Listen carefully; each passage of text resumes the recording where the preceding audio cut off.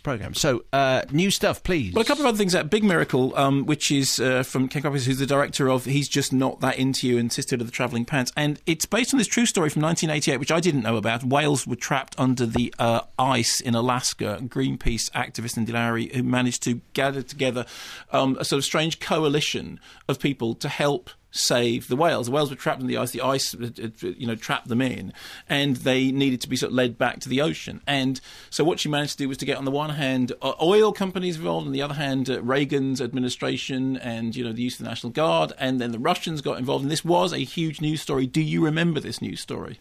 Yes, vaguely. Oh, do you? Okay, fine. Well, I didn't.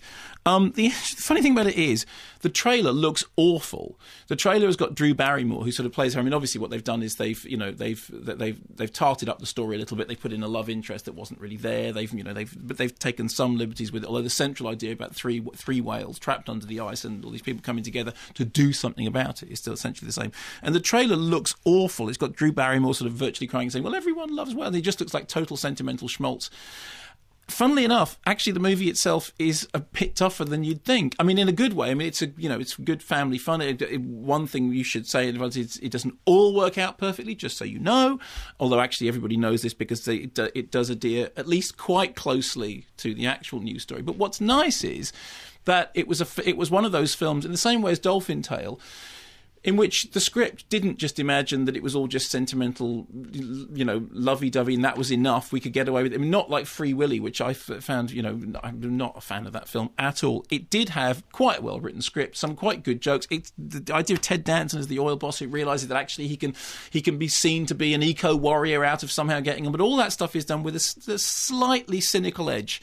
And if you've just seen the trailer and it just looks like total syrupy dreck, the film is much more enjoyable than that. And I did laugh 4 or 5 times, and I thought the story was kind of moving. At the end, they do that thing about having the montage of the actual news story intercut with the the stuff that you've seen in the film. And of course, the general rule of it is, it's funny how whenever this happens, the people who play you in films are much more glamorous than the people in real life. Like if they had done a movie of you and me, right, it would be Viggo Mortensen and Michael Fassbender would have played us. And then what they do at the end of it is they'd cut towards 2 grumpy old men, one fat, one not, in a room, and everyone would go, blimey, don't they? They look a lot worse than they're on screen. Zoe Ball once said I was like an older Brad Pitt.